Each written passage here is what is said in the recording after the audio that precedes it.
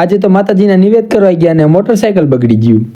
તો રામ રામ બધા મિત્રોને. આજે હતી આઠમને જવાનું હતું માતાજીના મઢે નિવેદ કરવા.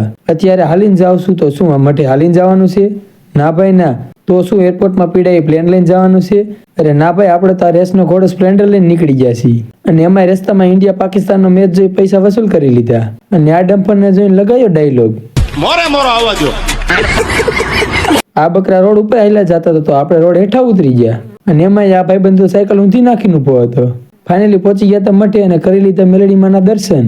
રસ્તામાં આવતા તો આ ભાઈ એટલું ઊંડ આયકું ને કે ચેન કવર ટાયરને અડવા માંડ્યું.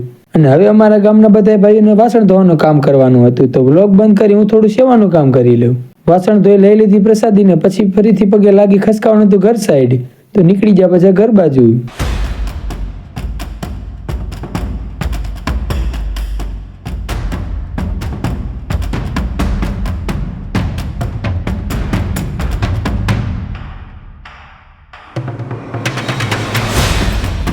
ફાઇનલી પહોંચી ગયો તો ઘરે અને મિની બ્લોગ અહીં ખતમ.